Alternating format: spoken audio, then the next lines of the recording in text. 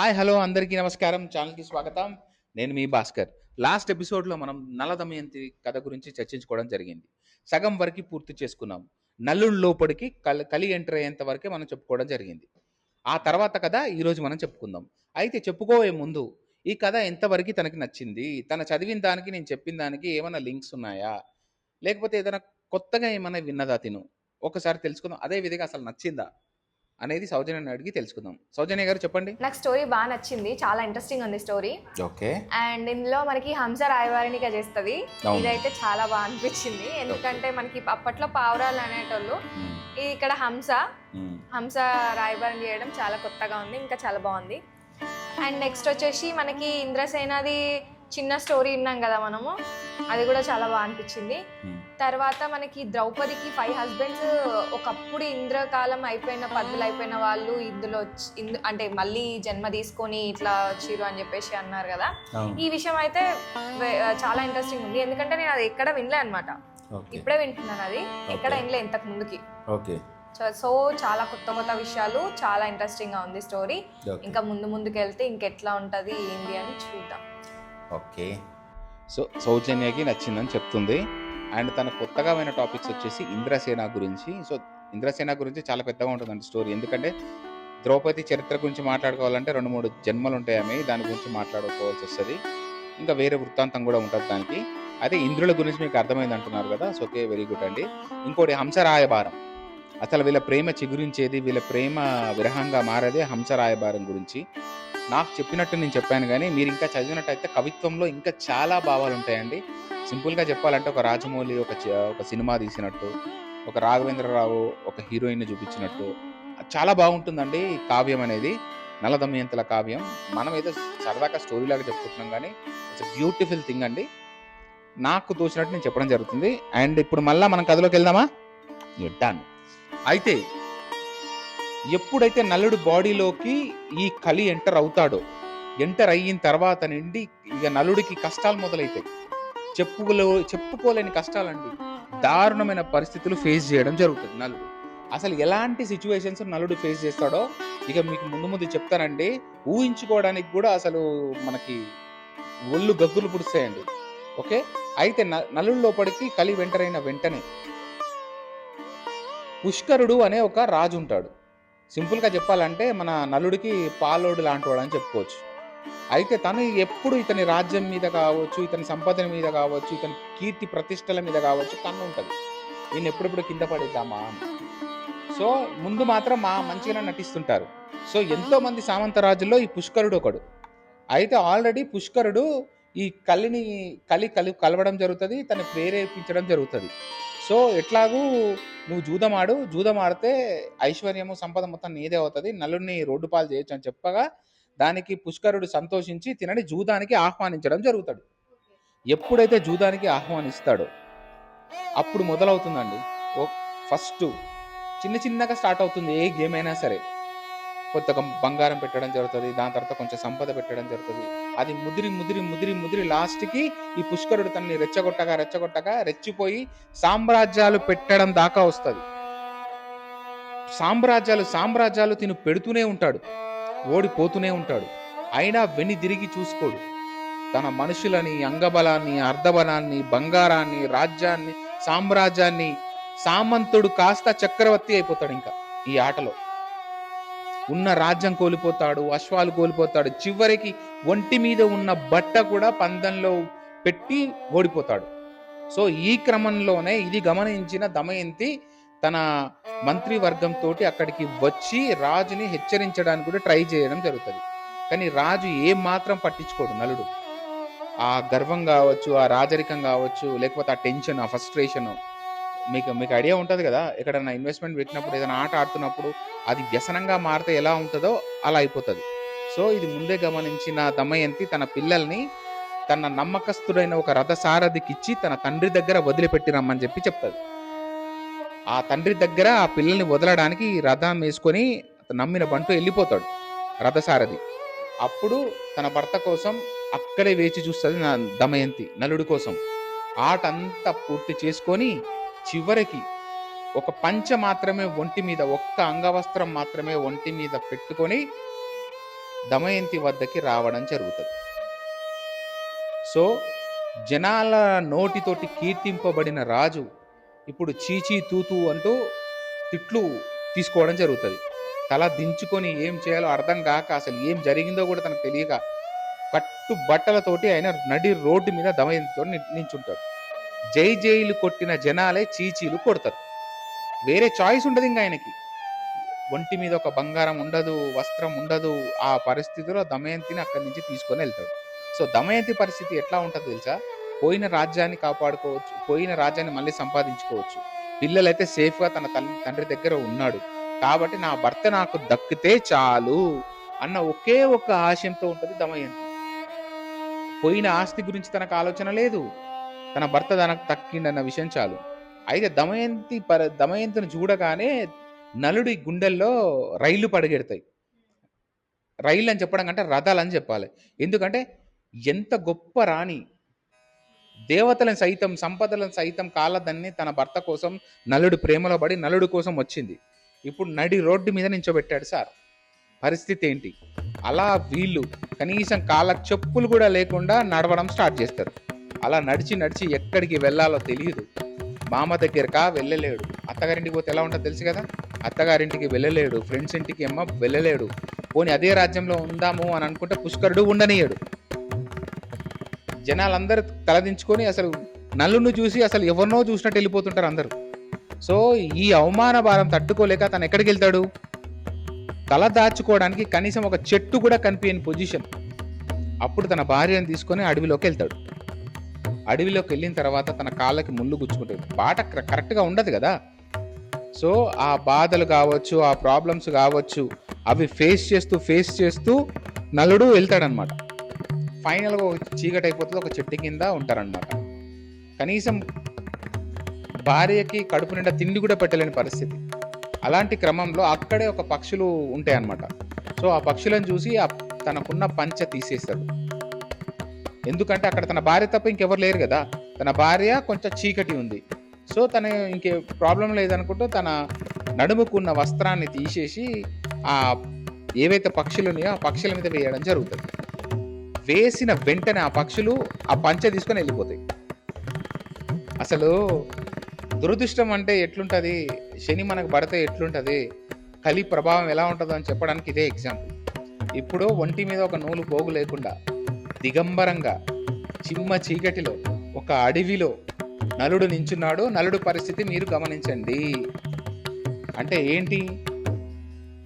మహాభారతం అనే ఒక కథ మనం ఎలాంటి ఏ పొజిషన్లో ఉన్నా కూడా కృంగి కుషించకుండా దాన్ని దాటుకుంటూ ఎలా వెళ్ళాలో నేర్పించేదే ఈ కథ. ఫైనల్గా పంచ కూడా పోయింది. ఇప్పుడు దిగంబరంగా ఎలా ఉంటాడు? తిండి సంగతి పక్కకు పెట్టేయండి, తన కడుపు నింపలేకపోయాడు. ఇప్పుడు నలుడు పరిస్థితి ఎలా ఉంటుంది? అప్పుడు తన పరిస్థితి చూసి బాధపడి తన భార్య ఒంటి మీద ఉన్న ఒక్క చీరని రెండుగా చేసి ఒకటేమో భర్తకిస్తుంది, ఇంకోటేమో భార్య కట్టుకుంటుంది. అసలు ఇలాంటి సిచ్యువేషన్ అక్కడ నిన్నవా లేదా? రైట్. అయితే మీరు ఈ కొన్ని క్లిప్స్, ఈ నలదమయంతికి సంబంధించిన స్టోరీకి సంబంధించిన కొన్ని క్లిప్స్ రాజా రవివర్మ చాలా బాగా వేయడం జరిగింది. మీరు వీడియోలో చూడొచ్చు, పెడతాం, ఎంత బాగుంటాయో. అంటే ఏంది, ఫేస్లో ఎక్స్ప్రెషన్, వాళ్ళు ఉన్న పరిస్థితిని కూడా ఎక్స్ప్లెయిన్ చేయడం జరుగుతుంది. రాజా రవివర్మ అందుకే చాలా గొప్ప పెయింటర్గా చెప్పడం జరిగింది. అంతకు ముందు వరకు కూడా ఎలా ఉంటారు ఏంది అనేది ఎవరికీ తెలియదు. తను కూడా మహాభారతంలోని రామాయణంలోని క్యారెక్టర్లు చూసి బొమ్మలు వేయడం జరిగింది రాజా రవివర్మ. ఇప్పుడు ఇందులో ఆస్కారం వచ్చింది కాబట్టి తన గురించి నేను చెప్పడం జరుగుతుంది. సో ఇప్పుడు మీరు ఈ క్లిప్లో, మీరు ఈ వీడియోలో చూసే క్లిప్పింగ్స్ కూడా రాజా రవివర్మ క్లిప్పింగ్సే ఎక్కువగా ఉంటాయి. సో అందుకే చెప్పడం జరుగుతుంది. మళ్ళీ ఎప్పుడైనా మనం రాజా రవివర్మ గురించి మాట్లాడుకుందాం. సో ఫైనల్గా చెట్టు కింద చీకట్లో ఒక చీర కట్టుకొని ఒంటి మీద మొత్తం ఫేస్ అంతా ఆగమాగం అయిపోయి దమయంతి పడుకోవడం చూస్తాడు. గాఢ నిద్రలోకి వెళ్ళిపోతుంది దమయంతి. అలాంటి పొజిషన్ చూసి తను నిద్రపోలేకపోతాడు. ఎలాంటి పరిస్థితి వచ్చింది దమయంతి నీకు, నువ్వు ఎలాంటి దానివి, ఎంత గొప్పదానివి అని తలుచుకుంటూ ఏడుస్తుంటాడు. ఆ అడవిలో చీకట్లో పడుకొని, భార్య భర్తలు పక్కకి పడుకొని ఏడుస్తుంటాడు. ఏడ్చిన తర్వాత తను ఒక్క దగ్గర ఉండలేక అటు ఇటు ఒక 500 మీటర్స్ రేంజ్లో తిరుగుతూ ఉంటాడు అనమాట. ఇంకెలా ఉంటుంది, ఇంకా అలా మహారాజు, చక్రవర్తి అలాంటిది ఇలాంటి పొజిషన్ అంటే ఏంది అసలు కనీసం? బీద దౌర్భాగ్య స్థితి అది. అది అలాంటి స్థితికి ఎవడు రాడు కూడా రాడు నాకు తెలుసు. అలాంటి పొజిషన్కి వచ్చిండు. సో అటు ఇటు చూడంగా ఎక్కడో కొండ పైన ఉన్నట్టుంటారు కాబట్టి ఆ రాస్తా మధ్యలో ఎక్కడో దూరంలో ఏదో కింద సైడ్ నుంచి ఎవరో బాటసారులు అదే దారి గుండా రావడం గమనిస్తాడనమాట. అక్కడ రెస్ట్ తీసుకోవడము, లేకపోతే పొగ వెళ్ళడము, ఇలాంటి ఆయనకి అబ్జర్వ్ చేస్తాడు ఆయన. చేసిన తర్వాత తనకి ఒక ఆలోచన వస్తుంది, నేను చెప్తే దమయంతి వినదు. ఇప్పటికే చాలా చెప్పాను తండ్రి దగ్గరికి వెళ్ళదు. దమయంతే తన తల్లిదండ్రుల దగ్గరికి వెళ్ళి సేఫ్గా ఉండాలంటే నేను తన దగ్గర ఉండకూడదు, తనని వదిలేసి వెళ్ళాలి. నేనుండగా తను నన్ను వదలదు, కాబట్టి నేను ఎట్టి పరిస్థితుల్లో ఈమెని వదిలేసి వెళ్ళిపోవాలి. ఇది ఇతనికి వచ్చిన ఆలోచన భర్త మంచితనమా లేకపోతే కలి ప్రభావమా అది దేవుడు ఎరగాలి. స్టోరీ మాత్రం ఇదే. సో వెళ్ళలేక ఉండలేక పోతాడు. ఒక 1/2 కిలోమీటర్ దూరం వెళ్ళిపోతాడు. మళ్ళీ వచ్చి తన భార్య బాగోగులు చుట్టుపక్కల గమనిస్తాడు. మళ్ళా భార్య దగ్గరికి వస్తాడు. అలా చాలాసార్లు రావడం పోవడం భార్యను వదిలి వెళ్ళలేకపోతుంటాడు మనోడు. కానీ వెళ్ళలేని పరిస్థితి. ఎందుకంటే ఈ దౌర్భాగ్య స్థితిలోకి వచ్చాను నేను ఇంక ఎటువంటి స్థితిలో ఉంటాను, నన్ను నేనే కాపాడగలను స్థితిలో నా భార్యని ఎలా కాపాడగలను? కనీసం వాళ్ళ తల్లిదండ్రుల దగ్గరికి వెళ్తానన్నా హ్యాపీగా ఉంటుంది కదా అని ఆలోచనతో ఏం చేస్తాడు, వదిలేసి వెళ్ళిపోతాడు. వదిలేసి ఇక్కడ అడుగుతాడా, వదిలేసి వెళ్ళిపోయాడా? అదేంటి, తను ఎక్కడుంది? ఫారెస్ట్ లో ఉంది, అడవి. అడవిలో క్రూర జంతువులు ఎన్ని ఉంటాయి. వదిలేసి వెళ్ళిపోతే తన పరిస్థితి ఏంటి? ఒక అమ్మాయే కదా, ఏదైనా రావచ్చు, ఏదైనా అటాక్ చేయొచ్చు. ఎట్లా వదిలేసి వెళ్ళిపోయిండు? చెప్పింది 100% రైట్. ఫైన్, ఒకవేళ జంతువులు అటాక్ చేయలేదు అనుకుందాం, ఇంకా అది జన సంచారం ఉన్నదే అనుకుంటున్నాం కదా. ఆమె ఎంత బ్యూటిఫుల్, దేవతలే ఆమెకి ఫ్లాట్ అయ్యారు అంటే ఆమె ఎంత బ్యూటిఫుల్ గా ఉండుంటది. అంత బ్యూటిఫుల్ అమ్మాయిని దారిపోరు వెళ్ళే జనాలు ఎట్లా ఉంటది, వాళ్ళకి ఏంది, వాళ్ళ ఒక అమ్మాయిని చూస్తే ఎట్లా మామూలుగానే అట్రాక్ట్ అవుతారు. అట్లాంటిది ఇంత అందమైన అమ్మాయిని చూస్తే ఎవరైనా అట్రాక్ట్ అవుతారు కదా. అప్పుడు తన సిచ్యువేషన్ ఏంటి? తన సెల్ఫ్ ప్రొటెక్షన్ ఏముంది అక్కడ? ఏం ప్రొటెక్షన్ ఉందని చెప్పేసి అక్కడ వదిలేసి వెళ్ళిపోయింది. చెప్పు. నువ్వు అడిగిన దాంట్లో న్యాయం ఉంది, కరెక్టే. కానీ నేను చెప్పాను కదా ముందే, తన ఇప్పుడు ఒక ఆల్రెడీ మొత్తం కోల్పోయిన వాడి మైండ్ సెట్ ఎలా ఉంటుందో చెప్పనక్కర్లేదు. ఇంచుమించు చెప్పాలంటే అలాంటి పొజిషన్లో వేరే ఒక వాడుంటే సూసైడ్కి వెళ్ళిపోతాడు. అవునా కదా? అయితే అలాంటి మైండ్ సెట్లో అలా ఒక పరిస్థితిలో ఒక వ్యక్తి ఉన్నప్పుడు ఎలాంటి ఆలోచనలు వస్తాయి ఆయనకి? సో తను మంచి గురించి ఆలోచించాడు. అలాంటి ఆలోచనలు తనకు కూడా ఉన్నాయి, ఎవరన్నా ప్రొటెక్షన్ ఉంటుందా లేదా అని. తన సేఫ్టీ సిస్టమ్ వరకు తను చూసుకొని ఎస్ తను సేఫే అని అనుకొని కన్ఫర్మ్ చేసుకొని వెళ్ళాడు. ఇప్పుడు మన విధిరాత అనేది ఇప్పుడు ఈరోజు ఏం జరుగుతుంది, గంట తర్వాత ఏం జరుగుతుంది, రేపేం జరుగుతుంది మనం ఎక్స్పెక్ట్ చేయలేం కదా. ఏదో మనం ఆ దేవుడు విధిరాత ప్రకారం పోవాల్సిందే కదా. సో ఆల్రెడీ కలిగి ఉన్నాడు ఈయన లోపల. ఇంకెలా ఉంటుంది? ఇట్లనే ఉంటుంది. ఇంకా ఆయన ఆలోచనలు కూడా ఇలాగే ఉంటాయి కాబట్టి ఇంకా వదిలేసి వెళ్ళిపోతాడు. ఇంకా ఆయన వదిలేసి వెళ్ళిపోయిన తర్వాత నువ్వన్నట్టుగానే అక్కడ ఒక కొండ సిలువ అనేది ఆమెకు వచ్చి చుట్టుకుంటుంది. అది ఎప్పుడు తన నిద్రలో నుంచి లేస్తుంది, తనకు అర్థమైపోతుంది తన భర్త వదిలేసి వెళ్ళిపోయాడని. ఆ క్రమంలో తన అమ్మగారింటికి పోవడానికి తను ఇష్టపడదు. తన భర్తతోటే ఉండడానికి ఎట్టి పరిస్థితుల్లో భర్త ఎక్కడ ఉన్నాడో కనుక్కుందామనే ఆ చుట్టుపక్కల ఒక 360 రేడియస్లో వెతకడం జరుగుతుంది. దొరక్కపోయేసరికి ఇంకా తనకి ఏం చేయాలో అర్థం కాదు. సరే ఏదో రకంగా ఎక్కడికొక్కడికి వెళ్దామన్న ఆలోచనతో ఆ బాటసారులు ఉంటారు కదా, అప్పటికి ఇంకా బాటసారులు రారు. ఆమె వెతుకుతున్న క్రమంలోనే ఒక కొండసిలు వచ్చి చుట్టుకోవడం జరుగుతుంది. చుట్టుకున్న తర్వాత హెల్ప్ అని అడుగుతుంది. ఆమె రక్షించడానికి ఆమె లాంగ్వేజ్లో అడిగిన తర్వాత అక్కడే ఒక కిరాతకుడు అంటారు. అంటే ఏంది? అడవి మనిషి, వేటగాడు, ఏదన్నా నువ్వు అనుకోవచ్చు. వచ్చి అతని చేతిలో ఉన్న కత్తితోటి దాన్ని మొత్తం నరికేయడం జరుగుతుంది. కాపాడిన తర్వాత ఆమె అందాన్ని చూసి మోహిస్తాడు. అమ్మ నువ్వు అన్నావు కదా, ఆ రకంగానే ఆమెకు ఫ్లాట్ అయిపోతాడు, ఫిదా అయిపోతాడు. వదిలేసి వెళ్ళిపోయింది వేస్ట్ గాడు నీ భర్త, నాతో పాటు రా నేను తీసుకెళ్తా అన్నట్టుగా వాడు లాంగ్వేజ్లో వాడు మాట్లాడతాడు. ఒప్పుకోయేసరికి ఇంకా తెలుసు కదా, ఒప్పుకోకపోతే ఏం చేస్తాడు? అడవి మనుషులు, అడవిలో ఎవ్వరు లేరు, ఒక అమ్మాయి ఉంది, వీడే ఉన్నాడు. అప్పుడు ఏం చేస్తాడు? బలవంతం చేయడానికి ట్రై చేస్తాడు. ఆ క్రమంలో మనకు ముట్టుకున్న వెంటనే ఇక పూర్వకాలాలు కదా, పైగా ఇలాంటిది దమయంతి నిప్పు ముట్టుకుంటే ఏమవుతుంది కాబట్టి కాలిపోయి భస్మం అయిపోతాడు. చచ్చిపోయిన తర్వాత అటుగా నడుచుకుంటూ ఇంకా బాటలో వెళ్తూ ఉంటే అప్పుడు బాటసారులు కనిపిస్తారు. ఆ బాటసారులు ఎటు పోతారు అంటే చేదీ రాజ్యం వైపు వెళ్తారు. అయితే ఇంత ముందుకి నీకు ఒకటి చెప్పడం మర్చిపోయాను. నలుడు దమయంతి మంచిగా ఉన్న రోజుల్లో ఆ దారి వెంట పోతుంటే చాలా సార్లు చెప్పడం జరుగుతుంది దమయంతికి. ఇటు వెళ్తే మన రాజ్యం వస్తది. ఇటు వెళ్తే మీ విదర్భ రాజ్యం వస్తది. మీ నాన్నగారి మీ ఇల్లు. ఇటు వెళితే నిషాద రాజ్యం వస్తదని చెప్పి అట్లా కొన్ని ఎక్స్‌ప్లెయిన్ చేయడం జరుగుతది. సో, ఆమెకొక ఐడియా ఉంటది అక్కడి నుంచి ఎటు పోవాలో అని. ఈ బాటసారులందరూ ఎటు పోతుంటారంటే వీళ్ళు చేది రాజ్యం సైడ్ పోతుంటారు. మీకు ఇంతకుముందు చెప్పాను. చేది రాజ్యం ఎవరిదో కాదు. వీళ్ళ పిన్ని వాళ్ళ రాజ్యం. వీళ్ళ పిన్ని అని కూడా తనకు తెలియదు. ఎందుకంటే అప్పట్లో స్వయంవరాలు పెళ్లి అయిపోయిన తర్వాత వెళ్ళిపోయిన తర్వాత మధ్యలో కలుస్తారు లేకపోతే లేదు. ఇక సంవత్సరాల పడి అలాగే ఉంటుండే అనమాట. సో అటు వెళ్ళిపోతారు.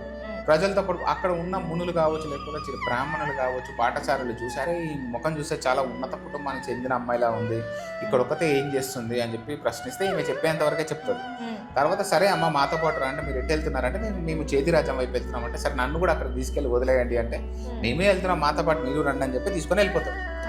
వెళ్ళిపోతున్న క్రమంలో పోతూ ఉంటే ఒక నైట్లో ఒక దగ్గర స్టే చేస్తారు. స్టే చేస్తున్నప్పుడు ఒక ఏనుగుల దండొచ్చి వాళ్ళ మీద పడిపోతుంది. అప్పుడు ఈయన ఏం చేస్తారు తెలుసా, అమ్మాయి ఇట్లా అన్నా చచ్చిపోతా అని చెప్పేసి అలానే పడుకుంటారు. ఎంతో మంది ఏనుగులను చంపేస్తే కానీ ఈవెన్ టచ్ కూడా చేయదు. అందులో కొంతమంది బ్రాహ్మణులు, కొంతమంది చిన్నపిల్లలు, ఆడవాళ్ళు మిగులుతారు. ఇక కొంతమంది ఎగిరిపోతే కొంతమంది మిగులుతారు. ఆ మిగిలిన వాళ్ళతో మళ్ళీ చేది రాజ్యానికి వెళ్ళిపోతుంది. చేది రాజ్యానికి వెళ్ళగానే అక్కడ తింటారు కదా, ఆ రాజ్యంలోకి ఎంటర్ చూస్తున్న కొద్ది ఏదో క్రమంలో రాణి దగ్గరికి వెళ్ళడం ఏదో ఒకటి జరుగుతుంది కదా. సో ఈమె కూడా వాళ్ళతో పాటు అక్కడికి వెళ్ళడం జరుగుతుంది. అప్పుడు వీళ్ళు వెళ్తారు కదా, అక్కడ ఈమె చూస్తుంది అనమాట. ఈ అమ్మాయిని చూసి చాలా అట్రాక్ట్ అవుతుంది. అరే ఈమె చాలా ముద్దుగా ఉంది, చూస్తుంటే ఇంత స్థాయిలా కనిపిస్తుంది, ఈమె చూస్తుంటే ఆప్యాయం పొందుతుంది, కొంతమంది ప్రేమ వస్తుంది అనమాట. ఇప్పుడు మనకు కూడా కొంతమందిని చూస్తుంటే వాళ్ళ విధానాలు కావచ్చు, వాళ్ళ నడవడిక కావచ్చు బాగా నచ్చి ఇష్టపడి మనం చాలా దగ్గర కావడానికి ట్రై చేస్తాం. సో రాణి కూడా అదే విధంగా ఆ పిల్లని ఆమెకు దగ్గర కావడానికి ట్రై చేసి నాతో పాటు ఉండిపోని అడుగుతాను. అయితే ఉంటాను కానీ నీ దగ్గర చెలికెత్తలాగా మాత్రం నేను ఉండలేను, నేను ఎంగిలి తిండి మాత్రం తినలేను. అదే విధంగా మగవాళ్ళు పనిచేసే ప్లేస్లో నేను ఉండలేను అన్నప్పుడు సరే నాతో పాటు అంతఃపురంలో ఉంటూ సైరేంద్రి అని ఒక పోస్ట్ ఉంది, దానికి ఇస్తాను వాళ్ళు ఉండు అంటే ఇంచుమించు అన్ని పనులు చేసుకున్నా కూడా ఈ చిల్లర పనులు చేయదనమాట. మంచి పోస్ట్ అనమాట. అలాంటి పోస్ట్ అనేది సైరేంద్రి. ద్రౌపది కూడా సైరేంద్రి పోస్ట్లోనే ఉంటుంది విరాట పర్వంలో. ఈ ఎగ్జాంపుల్ తీసుకొని అర్థమైందా? సో సైరేంద్రి లాగా ఉండడం జరుగుతుంది. ఫైనల్గా ఈమె ఈ రాజ్యంలో సెట్ అయిపోతుంది. నీకు అర్థమైందా? దమయంతి స్టోరీ ఇక్కడ. ఇప్పుడు దమయంతి ఇక్కడ సెట్ అయిన విధానం చూస్తుంటే నీకు ద్రౌపది విరాట పర్వంలో సెట్ అయిన విధానం ఒకటే అని నీకు అనిపించట్లేదా? సో ఆ ముని వీళ్ళకి ధర్మరాజుకి చెప్పిన స్టోరీ ప్రకారము ద్రౌపది కూడా ఏమర్థమవుతుంది అంటే రైట్ నేను కూడా దమయంతి లాగా సైరేంద్రి లాగా ఉండొచ్చు అని చెప్పి విరాట పర్వంలో అక్కడ ఎవరికి తెలియకుండా దాక్కోవడం జరుగుతుంది. అలా దాక్కోవడానికి హెల్ప్ చేసిన స్టోరీయే దమయంతి నలుడిది. ఇది ఇక్కడ ఫినిష్ అయిపోయిందా? నెక్స్ట్ ఇప్పుడు నలుడిది ఎట్లుందో చూద్దాం. నలుడు ఈమెని వదిలించుకొని వెళ్ళిపోతూ ఉంటాడు కదా అడవిలో. అలా చీమలు దూడని చిట్టడివి, కాకులు దూడని కారడివి అంటారు కదా, అలాంటి అడవిలో నడుస్తున్న క్రమంలో కొంచెం దూరంలో నుంచి నలమహారాజా రక్షించు అని సౌండ్లు వస్తాయి. ఆ సౌండ్లు విని నలుడు అటువైపుగా చూడగా మొత్తం మంటలు లేస్తుంటాయి, అడవి తగలబడిపోతుంటది. అందులో ఒక పెద్ద పాము ఉంటుంది అనమాట. ఆ పాముని చూస్తేనే భయం అవుతుంది అనమాట. అలాంటి పాము కాపాడు అంటే నలుడు ఒకటే అంటాడు, నేను చిన్న పాము అంటే ఏదో మంటల్లోకి వచ్చి కాపాడగల ధైర్యం నేను చేయగలుగుతా, కానీ అంత పెద్దగా ఉన్నావు నేను ఎలా కాపాడగలుగుతా అంటే నీ ప్రయత్నం నువ్వు చేయి, నువ్వు ఎంత కావాలనుకున్నావో నా సైజుని అంత తగ్గించుకుని దగ్గరకు వస్తా, నన్ను కాపాడడానికి ట్రై చేయనప్పుడు నలుడు ఆ మంటల్లో దూకుతాయి. మంటల్లో దూకి పామును పట్టుకున్న వెంటనే చిన్నగా అయిపోతుంది పాము. ఒక చేతిలోకి ఇప్పుడు అరచేతిలోకి వచ్చి అరచేతిలో సెట్ అయిపోతుంది. అప్పుడు అక్కడి నుంచి జంప్ చేస్తాడు బయటికి నలుడు. బయటికి వచ్చేసిన తర్వాత ఆల్మోస్ట్ కాపాడేసాను అనుకుంటాడు కదా, ఉన్నటువంటి పాము నలుడు నొదుటి మీద కాటేస్తుంది. ఆ కాటేయంగానే అతను కర్కూటకుడు అనే ఒక నాగరాజు కుమారుడు. ఎంత విషం ఉంటుంది అతనికి. సో ఆ విషానికి గురైన నలమహారాజు నల్లగా గూనివాడులాగా కుంటుకుంటూ మొత్తం వంగిపోతాడు. చూద్దామంటేనే అంగవికారం అయిపోతాడు. అసలు నేను నీకు హెల్ప్ కదా చేశాను, నువ్వు అడిగింది సహాయం, నేను నీకు సహాయం చేశాను, నువ్వెందుకు కాటేసావు, నా పరిస్థితి ఏంటి, ఇప్పుడే చాలా ఘోర పరిస్థితుల్లో నేను ఉంటా, మళ్ళీ నువ్వు కాటేస్తున్నావు అంటే నలమహారాజా నేను ఎందుకు కాటేసానో నీకు తర్వాత అర్థమవుతుంది. నీ మంచి కోసమే నేను కాటేయడం జరిగింది. నువ్వు నలమహారాజు నువ్వు ఏ పొజిషన్లో ఉన్నావో నాకు తెలుసు. నిన్ను నువ్వే కాపాడుకోలేని పొజిషన్లో నువ్వు నీ భార్యను వదిలేసి వచ్చావు, నీ పిల్లలు కూడా నీ దగ్గర లేరు. నువ్వు ఈ బాడీలో, ఈ ఫిజిక్స్లో, ఈ ఐడెంటిటీతో నువ్వు ఎక్కడికి వెళ్ళి బతుకుతావు? నువ్వు ఎక్కడికి వెళ్ళి బతకలేవు. అందుకే నీకు ఈ పొజిషన్ రావడం కోసం, నీ మంచి కోసం ఈ పని చేశాను. నువ్వు ఒక పని చెయ్యి. నువ్వు ఋతుపర్ణుడు అనే ఒక రాజు ఉంటాడు, అయోధ్యకి సంబంధించిన రాజు అయినా. ఆ రాజు దగ్గరికి వెళితే నీకు అతను హెల్ప్ చేస్తాడు. నీకున్న ధర్మగుణం, నీకున్న తెలివి, నీకున్న టాలెంట్, నీకు అశ్వహృదయం తెలుసు. అంటే ఎలాంటి అశ్వాన్నైనా లొంగ తీసుకుంటావు, స్వారీ చేస్తావు, రథాలని కను చుట్టూ మేరలో కనపడకుండా తోలగల దమ్ము నీకు. సో నువ్వు అతని దగ్గర ఇవన్నీ చెప్తూ ఈ ధర్మ సూక్ష్మాలతో ఉంటూ అతని దగ్గర బ్రతుకు. అతను పరాయణుడు. నువ్వు ఇలా గూనివాడిలా ఉన్నావు, నువ్వు ఎలాగా ఉన్నావు అని చూడడు. ఆయన నీ టాలెంట్ చూస్తాడు, నీ ధర్మాన్ని చూస్తాడు, నీ లోపడి ఉన్న ఏదైతే మంచితనం ఉందో అది చూస్తాడు. కాబట్టి ఖచ్చితంగా ఆయన నిన్ను స్వీకరిస్తాడు. నా మాటిని అయోధ్య వెళ్ళిపో. సమయం సందర్భం వచ్చినప్పుడు నువ్వు నన్ను తలుచుకున్నప్పుడు నేను ఒక వస్త్రం ఇస్తాను, మళ్ళీ నీ పొజిషన్లోకి నువ్వు వస్తావు. నిన్ను కాటేయడం వల్ల నువ్వు ఇలా అయ్యావు కదా, ఇది నీ మంచి కోసమే, ఈ ఐడెంటిటీతో ఇది బతుకు అంటాడు. దానికి సరే అని చెప్పి ఇంకో విషయం కూడా చెప్తాడు. ఏం చెప్తాడు ఒక కర్కుటకుడు అంటే, నీకు అశ్వహృదయం ఎలాగైతే తెలుసో ఆయన కూడా అక్షహృదయం అనే ఒక విద్య ఉంటుంది. జూదానికి ఆ విద్య తెలిసిన వాడు జూదంలో కానీ యుద్ధంలో కానీ ఎలాంటి దాంట్లో అపజయం అనేది ఉండదు, విజయం మాత్రమే ఉంటుంది. ఆ విద్య అతనికి తెలుసు. నీ విద్య అతనికి నేర్పించి అతని విద్య నువ్వు నేర్చుకో అని చెప్తాడు. సరే అని చెప్పి వెళ్ళిపోతాడు అనమాట. వెళ్ళిపోయిన తర్వాత ఆ ఋతుపర్ణుడి దగ్గరికి వెళ్ళి, ఆ ఋతుపర్ణుడి దగ్గర ఇక కొన్ని ధర్మ సూక్ష్మాలు కావచ్చు. ఇప్పుడు ఎలాగైతే మనము ఫైల్ పట్టుకొని వెళ్తాం ఒక ఉద్యోగానికి, అలాగే మనోడు కూడా తన దగ్గరికి వెళ్ళి, నేను సో అండ్ సో నా పేరు బాహుకుడు అని అంటారు. పేరు కూడా మార్చుకుంటాడు. నా పేరు బాహుకుడు అంటారు, నాకు రాజ్య తంత్రాలు తెలుసు, నాకు అశ్వరథాలకు సంబంధించిన విద్యలు తెలుసు అని చెప్పి ఆయన ఎక్స్ప్లెయిన్ చేసిన తర్వాత, సరే చూపించమని చెప్పిన తర్వాత టెస్ట్ చేసిన తర్వాత ఓకే చేసి తన దగ్గర ఉంచుకుంటాడు ఋతుపర్ణుడు. సో ఫైనల్గా చేతి రాజ్యానికి సంబంధించిన మహారాణి దగ్గర దమయంతి ఒక దాసిగా కాకుండా సైరేంద్రిలాగా ఉండడం జరుగుతుంది. అదేవిధంగా ఋతుపర్ణుడు అనే అయోధ్య రాజు, అంటే రఘురాముడికి సంబంధించిన రాజు వంశానికి చెందినవాడు. ఇప్పుడు ఈ ద్వాపర యుగంలో ఋతుపర్ణుడు పాలిస్తున్నాడు, మహాధర్మపరుడు. అతని దగ్గర నలమహారాజు బాహుకుడు అనే పేరు మార్చుకొని అక్కడ గుర్రాలని కడుగుతూ, వాటిని లొంగ తీసుకుంటూ, వాటి లాంగ్వేజ్తో మాట్లాడుతూ, వాటికి సేవలు చేసుకుంటూ, రాజుకు సేవలు చేసుకుంటూ అక్కడ బతకడం జరుగుతుంది. ఇలాంటి క్రమంలో దమయంతి ఎప్పుడు తన భర్తని తలుచుకుంటూ ఏడ్చుకుంటూ ఎక్కడున్నాడో ఏందో అని విచారిస్తూ ఉంటాడు. అక్కడ విదర్భ రాజ్యంలో దమయంతి ఫాదరు తన అల్లుడిని కోడల్ని వెతకని ప్లేస్ లేదు. పిల్లల్ని చూసుకుంటూ అల్లుడు కోడలకై నానా ఎలా అంటే భూతద్దం వేసుకొని వెతుకుతాడు ప్రపంచం మొత్తం, అయినా దొరకడు. ఎందుకు దొరకడు? రూపం మారిపోయింది, భాష మారిపోయింది, విధానం మారిపోయింది, అంతా మారిపోయింది. ఒకవేళ నేనే నలుణ్ణి అన్నా కూడా నమ్మే పొజిషన్ లేదు అక్కడ. సో ఆ పొజిషన్కి వెళ్ళి వచ్చేసారు. సో ఇది ఇలా ఉండగా ఇక్కడితో మనం ఈ ఎపిసోడ్ ఎండ్ చేసి నెక్స్ట్ టైం కలుస్తాం, ఓకేనా? అప్పుడు మా కథ మొత్తం కంప్లీట్ చేయడానికి ట్రై చేద్దాం. ఎందుకంటే ఇది చాలా చిన్నగా ఉంటుంది అనుకున్నాను, కానీ చాలా పెద్దగా ఉంటుంది కదా. సో నెక్స్ట్ ఎపిసోడ్లో మళ్ళీ కలుద్దాం. అంటిల్ దెన్ మీ కథ నచ్చిందని నమ్ముతూ సౌజన్య మీరే ముగించండి. ఇప్పటివరకు మనకి కథ చాలా ఇంట్రెస్టింగ్ అనిపించింది కదా, నాకైతే చాలా బాగా నచ్చింది. మీకు ఎలా అనిపించిందో నాకు కమెంట్ సెక్షన్లో చెప్పండి. అండ్ నెక్స్ట్ ఎపిసోడ్ కోసం మనం వెయిట్ చేద్దాం. Bye bye.